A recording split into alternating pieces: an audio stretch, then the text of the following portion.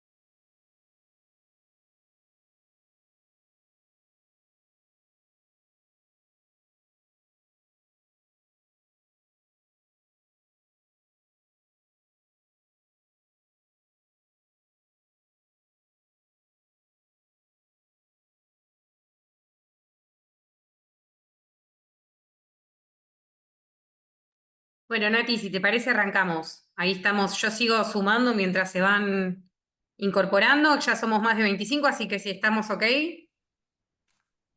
Vamos. arranco. Bueno, primero saludamos a todas y a todos los que ya están conectados. Gracias. Este es el quinto encuentro. En realidad es el sexto, es el quinto oficial de Hablemos con Saber, que es un espacio que estamos haciendo todos los meses donde actualizamos información y nos conectamos para charlar sobre distintas temáticas que por supuesto nos atraviesan y nos interesan a todos.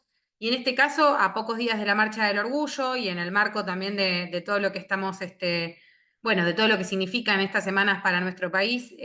Vamos a hablar de estigma y discriminación para la comunidad LGBT+. Y en este caso va a quedar en manos de Nati, de Natalia Hack, que como todos sabemos y la conocemos porque está desde el primer día en HF Argentina, ella es la directora de testing. Y más allá de eso también es la referencia en HF Argentina junto con Miguel de todo lo que tiene que ver con estas temáticas, así que si estamos todos listos, vamos a darle comienzo. Nati, el micrófono es tuyo. Yo, quédate tranquila que voy admitiendo a las compañeras y los compañeros que se vayan sumando. Bueno, gracias, Aye. Buenas tardes para todos. Antes de empezar, quiero hacer como algunos avisos, un pequeño disclaimer. No sé todo, estoy aprendiendo. También todo lo que tenga que ver con las diversidades se van construyendo, no es algo que está acabado, con lo cual todos los días podemos aprender algo nuevo, así que voy a hacer una serie de enunciados en torno a esto y tratando de dejar después un tiempo al final para poder escucharnos y compartir experiencias o comentarios o lo que quieran. Por otro lado, voy a tratar de usar lenguaje inclusivo. Si en algún momento no lo hago, en esto también del aprendizaje, pido disculpas de antemano. No es una intención de invisibilizar alguna identidad, sino que, bueno, son usos y costumbres y estamos en ese camino. El tercero, un poco más personal, puede aparecer mi hijo, quienes ya me vieron en otras presentaciones, sabemos que eso puede ocurrir y no lo puedo evitar ni aprender, sino que sucede. Bien, bueno, cuando hablamos de esto de LGBT más, a ver si se pasa, ¿para qué quiero ver? ¿Se pasa?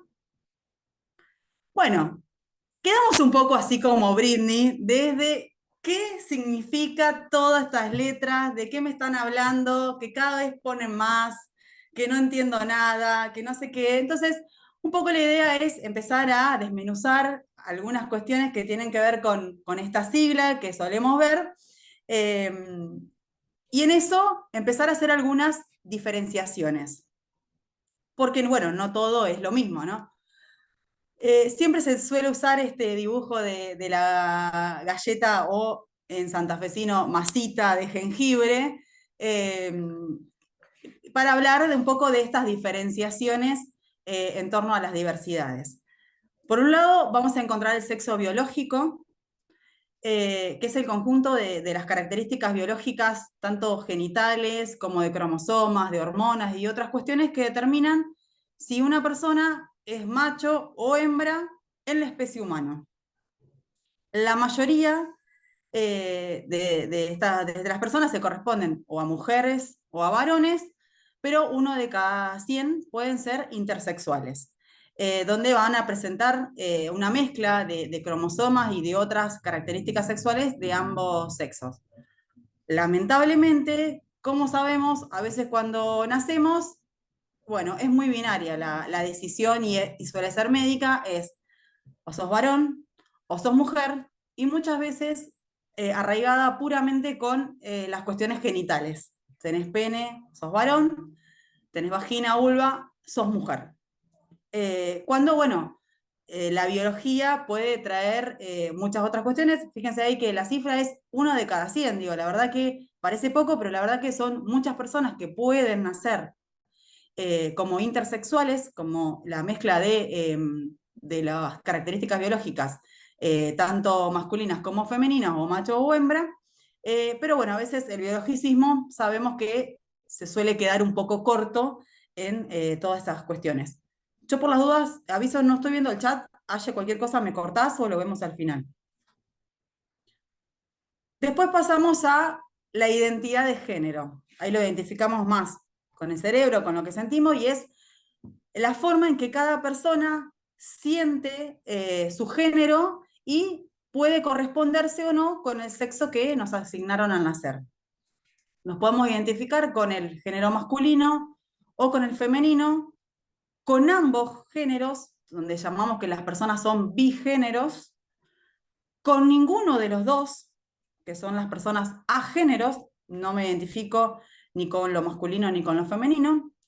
Podemos ser del género fluido, es decir, que ir fluyendo de un lado a otro o en algún punto en el medio de los dos géneros, o ser personas no binarias donde no nos identificamos, o sea, corrompemos este binarismo de femenino-masculino y nos identificamos por fuera de eso, o una mezcla de los dos, pero sin ir de un lado al otro desde un sentido binario, sino que rompiendo eso.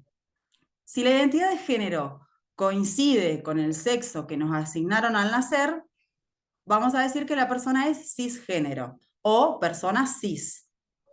Si el género que definimos no coincide con el sexo asignado al nacer, vamos a hablar de personas transgéneros o, bueno, personas trans. Después tenemos por otro lado la expresión de género, que es la forma en que cada persona expresa o muestra al mundo cómo se siente con respecto al género. Lo puede expresar mediante la vestimenta, mediante el comportamiento, mediante el lenguaje o cualquier otro signo externo. Esos atributos también se identifican o como masculinos o como femeninos, siempre pensando en la cultura de cada lugar. Digo, no es lo mismo en todas las sociedades o en todas las culturas. Son imposiciones sociales donde nos dicen que determinadas cosas son masculinas o son femeninas, o determinados roles se identifican con lo masculino o con lo femenino, y ahí podemos dar miles de ejemplos, desde los colores del celeste para varones, rosa para mujeres, desde los juguetes, desde, bueno, un montón de cuestiones que la sociedad o nuestra cultura hace que nos tengamos que identificar con lo masculino o con lo femenino. Pero por supuesto que también se pueden combinar atributos de las dos categorías sociales, y esta expresión del género puede coincidir o no con la identidad de género de la persona. Por otro lado, después vamos a ir a la orientación sexual, que si bien está marcado en la masita de jengibre desde el corazón, la verdad que no necesariamente tiene que ver con el amor y sentimientos, pueden tener otro tipo de atracciones. Pues la orientación sexual es toda atracción física, emocional, erótica, afectiva y o espiritual que sentimos hacia otras personas. Y ahí, según qué tipo de atracción sintamos, es cuando empiezan a aparecer como otras identidades. Si sentimos atracción física sobre el mismo género, sobre nuestro mismo género, vamos a hablar de lesbianas o de gays. Yo ahí también incluí lo homosexual, porque antes estaba como este binarismo de homosexual y heterosexual. Sin embargo, la homosexualidad está muy ligada a los varones gays, entonces tratamos de hablar de esto, de lesbianas y gays, y no meter todo en lo mismo, porque, bueno, es un poco el reconocimiento de la identidad de las lesbianas. Si la atracción que sentimos es hacia el género opuesto, vamos a hablar de personas heterosexuales. Si tenemos atracción con ambos géneros, vamos a hablar de bisexuales. Siempre fíjense en esta cuestión del binarismo, de mismo, distinto los dos, pero siempre en una cuestión binaria. Rompiendo un poco todo eso, aparecen las personas que les atraen otras personas, independientemente si esa otra persona, independientemente de la orientación sexual, de la identidad o de la expresión de género que tenga esa persona, que son las personas pansexuales. Ahí no importa, rompe este binarismo por un lado, y después no importa que tengo que etiquetar al otro o etiquetarme yo para definir mi orientación sexual, sino que soy una persona que me interesa a otra persona, y me identifico como pansexual. También las personas pueden no experimentar atracción sexual. Trabajaba acá en el No sé, hay hospital. un micrófono abierto. Digo, las personas también pueden no experimentar atracción sexual por nadie, y son personas asexuales, es decir, que directamente no tienen atracciones físicas o sexuales con ninguna persona. Bueno, espero no ir tan rápido, pero digo, un poco pensando en esto de ¿para qué sirven todas estas identidades? ¿Para qué necesito saber todo esto? Una gran pregunta que siempre que surge es, bueno, la verdad que a mí no me interesa lo que vos hacés en la cama, así que ¿para qué te tenés que andar poniendo la etiqueta o diciéndome si sos lesbiana, si sos gay o lo que sea? Dice, yo te respeto igual, nunca falta el yo te respeto igual, pero... y bueno, la verdad que Marta, yo no es que te quiera contar con quién estoy acostándome o qué es lo que me gusta, sino que todos estos tipos de identidades son un poco, son identidades políticas. Entonces, quiere decir un poco desde qué lugar yo me planto desde el terreno de lo político, para buscar mis derechos o cómo me posiciono frente al mundo. En identidades políticas también hay que tener muy en claro, y quise traer este término de interseccionalidad, porque bueno, uno tampoco no es una identidad aislada de cualquier otra cuestión, sino que las orientaciones sexuales o las identidades de género también se entremezclan con las edades, depende de qué país vivo, qué derechos hay legitimados en mi país y qué no, también desde cuestiones religiosas, de etnia, de edades, digo, bueno, no solamente uno se tiene que plantear una identidad política desde solamente de la orientación sexual o de solamente la identidad de género, sino que tiene que ver también un poco más allá y empezar a hacer todos estos cruces y este término de interseccionalidad que es interesante para hacer las lecturas en torno a las identidades. Y ahí vamos un poco, bueno, a esto que les decía de las identidades políticas. Para eso sirve el definirme, o sea, más allá de que no es necesario definirte o ponerte una etiqueta de algo, sino que, bueno, vienen a ser identidades políticas donde yo desde ahí me voy a plantear para determinar distintas cuestiones. Traigo acá la frase de un gran activista, Carlos Jauregui, que es fundador de la CHA, de la Comunidad Homosexual Argentina, donde dice esto de que en una sociedad que nos educa para la vergüenza, el orgullo es una respuesta política. Y desde esa línea un poco el movimiento LGBT+, para simplificar las identidades, viene a sentar precedente en buscar respuestas políticas que incluyan a las identidades y las orientaciones sexuales. Argentina es pionero en un montón de cuestiones que tengan que ver con derechos de la comunidad LGBT, con muchas leyes ganadas, que después las vamos a revisar, y incluyéndose en la vida política del país, haciendo de la visibilidad y de la organización como su mejor estrategia para poder conseguir estas cuestiones. Un poco no lo puse acá, pero para contar un poco o historizar un poco en el movimiento del orgullo en Argentina. En el año 68 aparece la primera organización gay en Argentina, que era la organización Nuevo Mundo. Pensemos que era un contexto de dictadura, de Onganía, y eran muchas personas, generalmente eran varones gay trabajadores, que muchos ya militaban en gremios y que se empezaban a reunir para empezar a introducir estas cuestiones de la orientación sexual dentro de las luchas políticas y sindicales.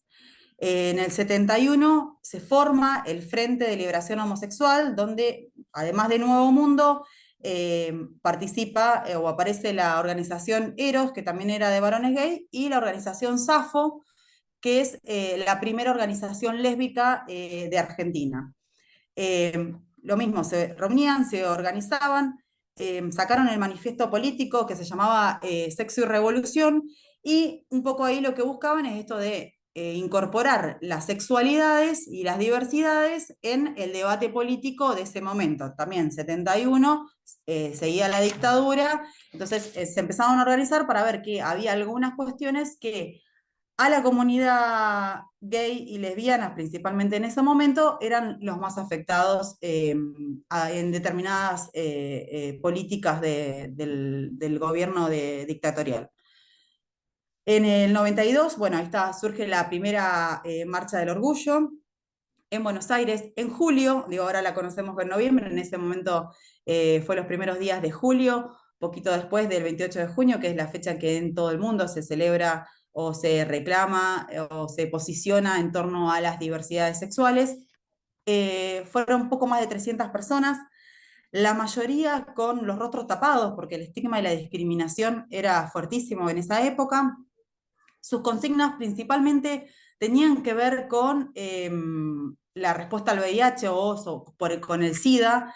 Entendamos que en ese momento, esto que lo conocemos, SIDA, peste rosa en ese momento, bueno, se juntaban para organizarse y para pedir, necesitamos políticas públicas específicas para esta comunidad, porque está el SIDA, porque nos afecta principalmente a nosotros, queremos respuestas. En los 90 también surgen las primeras organizaciones trans. Hay para reconocer dos, por un lado ATA, la Asociación de Travestis Trans Argentina, era así con 2T, ahora ya es con 3T, digo, con 2T en ese momento, fundada por María Belén Correa y le voy a mandar un beso, una gran maestra, Claudia Pia Baudraco, que bueno, que nos enseñó a un montón todo este movimiento traba y de diversidad, y de ella pudimos aprender un montón de cuestiones. Y también surge ALID, que es la Asociación de Lucha por la Identidad Travesti Trans, fundada por otra grande que como es Loana Berkins, o como fue Loana Berkins. Un poco qué buscaban estas organizaciones travestis trans, eliminar los edictos policiales que en esa época, en los 90, penaba y se la llevaban a la cárcel cuando una persona se vestía con ropa no acorde a su sexo biológico. Estamos hablando de los 90, no había nada de ley de identidad de género ni unas cuestiones. Así que bueno, eso fue como el principal motivo para empezar a organizarse, por supuesto después con un montón de otras cuestiones que tiene como bandera la comunidad trans y como necesidades que fueron militando diferentes leyes y derogaciones de un montón de artículos. Un poco acá para listar algunas leyes de diversidad que tenemos en Argentina. Por un lado, la ley de matrimonio igualitario, que es del año 2010, que lo que busca es poder otorgar los mismos derechos de los matrimonios heterosexuales a los matrimonios de diferentes orientaciones sexuales. En el 2012, la ley de identidad de género, la voy a volver a nombrar, es mi favorita, Claudia Piava Odraco, una de las impulsoras de esta ley que lamentablemente no pudo hacerse propio, o sea, poder usar de forma individual de este derecho, de esta ley, pero bueno, ella siempre pregonaba hasta la lucha colectiva, así que sin dudas la ley vino a cambiar muchísimo en torno de respetar la identidad autopercibida de todas las personas, de permitir el cambio registral, tanto en el DNI como en la partida de nacimiento, para que responda no al sexo asignado a nacer, sino a la identidad de género de que cada persona se siente. Y bueno, más allá del poder cambiar la cuestión registral, también lo que viene a poner es que cada persona debe ser tratada con su identidad autopercibida independientemente del cambio de DNI y teniendo que nombrar y que utilizar los pronombres que la persona se autoperciba. Así que bueno, la verdad que una ley muy pionera en toda la región. Argentina siempre ahí marcando un poco el camino de estas cuestiones de lucha de identidad, de cuestiones de género y diversidad. En el 2013 aparece la ley perdón, en realidad nada aparece, no fue magia, fueron militancias, fueron muchas organizaciones llevando adelante esta militancia para poder tener estos derechos. La ley de reproducción asistida, que otorga los derechos a la reproducción asistida de forma gratuita y pública a todas las personas, a todas las parejas, independientemente de la orientación sexual de cada pareja, algo que antes solamente estaba para los heterosexuales. Bueno, ahora dice que no importa la orientación sexual para poder asistir a este derecho de la reproducción asistida. Eso es un gran logro de las compañeras lesbianas que militaron mucho esta ley y que salió en el 2013. En el 2012 también la ley contra los crímenes de odio, donde tipifica el odio hacia las orientaciones sexuales y hacia las identidades de género. En casos de crímenes lo pone, lo tipifica. Y hace muy poco estuvo lo de Tehuel, digo, algunos, como la definición judicial de lo de Tehuel, si bien seguimos exigiendo que queremos que aparezca Tehuel, sí el dictamen fue ejemplificador y que toma mucho esto de los crímenes de odio hacia la comunidad, que no es un simple homicidio, sino que, bueno, son crímenes de odio y que tiene que tipificarse como tal. En el 2021 aparece la Ley de Promoción del Acceso al Empleo Formal, quizás más conocida como la Ley de Cupo Trans o la Ley Diana Zacayán y Loana Berkins. que establece un piso de un 1% para personas trans en el acceso a empleos públicos de cualquiera de los tres poderes. Tienen que garantizar el piso de 1%. Una gran ley que también en muchas provincias y municipios también se pudo replicar, y que muchos compañeros han accedido al empleo formal por primera vez gracias a esta ley, que por supuesto que falta, que también debería ser no solamente en esto público, sino que deberíamos tener un cambio en la sociedad para que cualquier persona pueda acceder a un empleo formal, pero bueno, son escalones que se van dando para la ampliación de derechos. En el 2021, a través de un decreto, aparece sigo con el aparece y está muy mal, perdón, eh, se incorpora el DNI no binario, donde ya no solamente vale poner si sos la F o la M, sino que también podés poner una X para plantear romper este binarismo y poder identificarse con otro género. También en una discusión que da para largo, es una ampliación, pero viene ahí la discusión de, bueno, yo tampoco soy una X, yo quiero tener otro, yo quiero realmente poner cuál es mi género en mi DNI, o quiero no poner nada, digo que sea un casillero vacío, porque no termina marcando nada en términos de ciudadanía, cuál género tengas en tu DNI, pero bueno, algo también, digo, muy de avanzada en la región que tuvo Argentina. Desde el año 1988 tenemos la ley antidiscriminación en Argentina, general, que con un decreto del año 2006, incorpora la prohibición de no discriminar por orientación o por preferencia sexual, así tal cual dice el decreto, en la Administración Pública Nacional. Esto la verdad que es bueno, digo que en los términos de el Estado a uno no lo tengan, no lo discriminen, pero bueno, queda corto. La verdad que la ley de antidiscriminatoria debería ser más abarcativa, no solamente en la Administración Pública Nacional.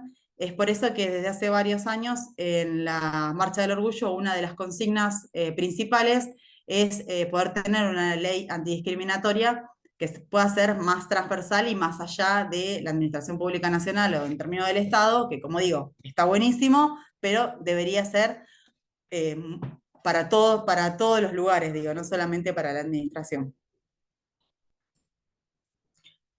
Acá llegamos a otro tema que también empieza a ser como de discusión y de disputa y esas cuestiones, que es el lenguaje inclusivo.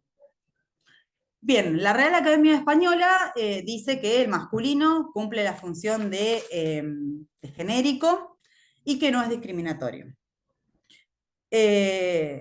Bueno, ahí se empiezan a dar un montón de debates y que lo que siempre decimos no es un debate gramatical que le estamos queriendo decir a la RAE algo, sino que es a nivel simbólico. ¿Qué significa que el masculino sea el genérico para designar todas las personas y que no es algo casual, digo, no es algo inocente que sea lo genérico, porque siempre responde a esta forma de concebir al mundo donde el hombre es la medida de las cosas, donde para nombrar a la humanidad decimos el hombre, y tenemos que entender que estamos hablando de la humanidad, y cuando decimos la mujer, estamos hablando de la mujer, de lo femenino, digo, no estamos hablando de la humanidad femenina, sino que es muy específico y nada inocente de por qué el masculino sea lo genérico. Entonces ahí un poco esto, bueno, entender que el lenguaje cambia, fluctúa, no es algo estático, que también construye sentido, que no da lo mismo de qué forma decimos las cosas, y que tiene que ser respetuoso hacia todas las personas y tratar de incluir a la mayor cantidad posible de personas.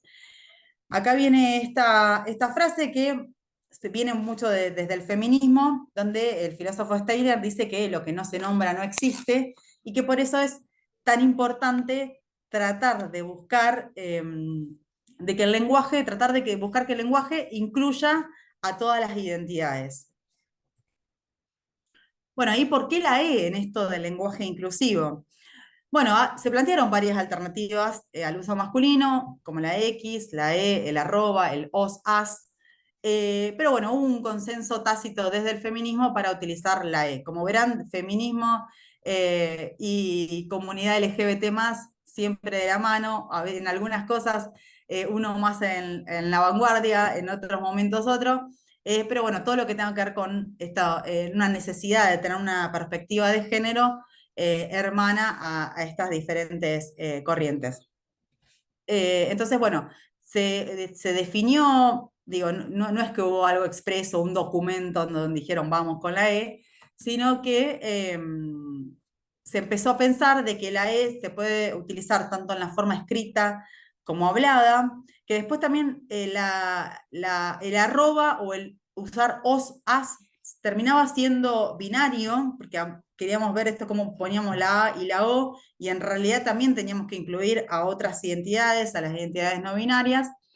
Entonces, la X entorpecía en la lectura, si bien se podía escribir muy bien. Por ejemplo, yo me es más fácil, me sale más escribir con la X, pero es cierto que de forma hablada no sabemos cómo decirlo. Entonces, se estableció utilizar la E, también porque ya existen palabras que no tienen género en estos términos de que no son ni con A ni con O, como por ejemplo estudiantes, referentes, valientes, etc. Tratamos de usarlo de forma generalizada, en lugar de las palabras que deberían usarse en masculino según la RAE, cuando nos queremos referir a grupos con más de una identidad de género o cuando no conocemos el pronombre de preferencia de esa persona, se recomienda utilizar la E. Acá, bueno, algunas recomendaciones, más allá de sugerirles, la Federación Argentina LGBT tiene una guía de lenguaje inclusivo muy interesante. Tomé algunas cuestiones acá, que primero, bueno, respetar la autonomía de las personas para definirse. No importa cómo yo te veo, cómo a mí me parece, cómo expresás el género según lo que la sociedad dice, sino siempre hay que respetar la autonomía de las personas. Cómo te definís, cómo querés que te nombre. Si no lo sé, podemos preguntarlo. De qué manera te gustaría que te nombres, si con tu nombre de pila, de qué tipo el nombre, con qué pronombre te referís más. Y que no siempre tiene que ver, digo, hay personas no binarias que quizás tampoco quieren un pronombre no binario, sino que dicen, no, a mí decime la y está todo bien, a mí decime él y está todo bien. Bueno, preguntemos, digo, no, yo creo que desde una forma amorosa y respetuosa, uno puede entablar, digo, y también reconociendo que a veces no sabemos, pero digo, me parece que desde el respeto y desde el interés genuino de querer incluir a las otras personas, que muchas veces va más allá de esto del uso de la E. En este momento, digo, con el avance de las derechas, con esta coyuntura, también empezó a haber como este debate de la E y el lenguaje inclusivo en términos de burla, en términos de, digo, hace un tiempo atrás estábamos con esto del lenguaje inclusivo o bala casi, como sí o sí el lenguaje inclusivo, vamos con la E, no sé qué, pero también llegará un momento donde ellos se apropian quizás de nuestro lenguaje inclusivo para insultarnos, para llevarnos mensajes de odio, de violencia. Entonces, no es solamente el lenguaje inclusivo o hablar todo con la E, sino es un interés genuino por respetar todas las identidades, por tratar de abrazar desde el lenguaje a todas estas identidades. Y bueno, la verdad que en estos momentos es un poco complicado donde vemos que aún en lenguaje inclusivo nos dicen cualquier tipo de violencia hacia las identidades de la diversidad. También, bueno, hay que promover enfoques que visibilicen la diversidad, pero que cuestionen también este binarismo de varón-mujer y de la heterosexualidad como modelo obligatorio. Acá también no solamente desde el lenguaje, también sabemos, digo, un poco por quienes trabajamos en HF o en las organizaciones aliadas con HF, vemos que el sistema de salud está muy preparado en estos términos binarios de varón, mujer y de heterosexuales, que no se tienen en cuenta en todas las identidades. que no se respeta a veces ni la ley de identidad de género y siguen nombrando o tratando a la persona quizás con su sexo asignado al nacer, pero no con su identidad de género autopercibida. Entonces, bueno, queda mucho todavía para trabajar estas cuestiones de diversidad y cuestionar, digo, cuestionar todo, digo, y repensarse, repreguntarse y tratar de ser lo más amplias posibles. Cada esfuerzo que hagamos por incluir es importante. No importa si es mínimo, a mí me cuesta más que la E, que no entiendo que la X, que cómo lo digo. Bueno, hagamos el esfuerzo y lo mínimo que sea sirve, abraza a las diversidades. eh, y si se nos complica mucho esto de cómo uso la E, bueno, también se pueden pensar otras formas de expresarnos que no refuercen el masculino como genérico.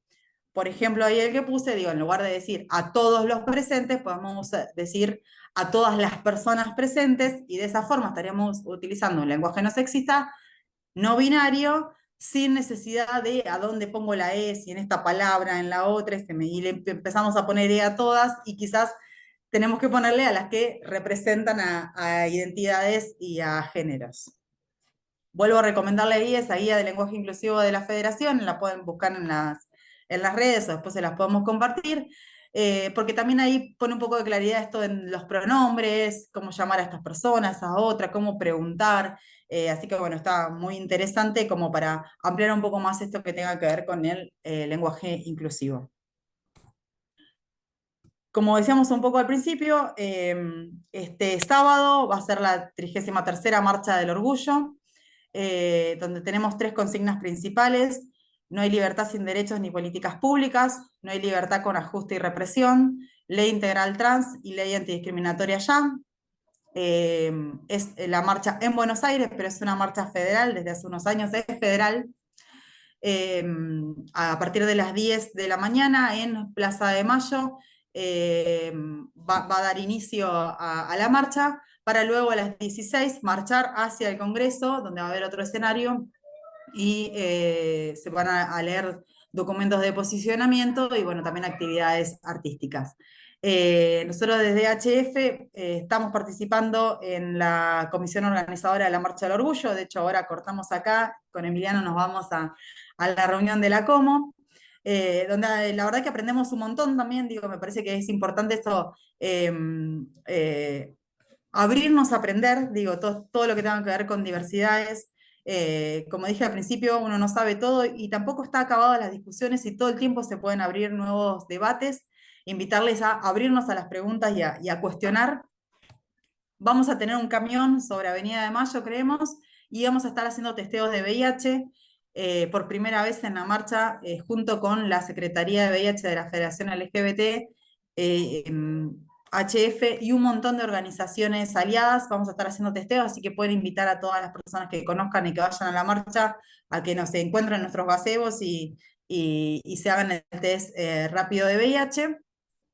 Y no, hasta ahí llego, dejo abierto para si algo no quedó claro, si algo quieren que lo charlemos o cualquier comentario que tengan. Muchas gracias.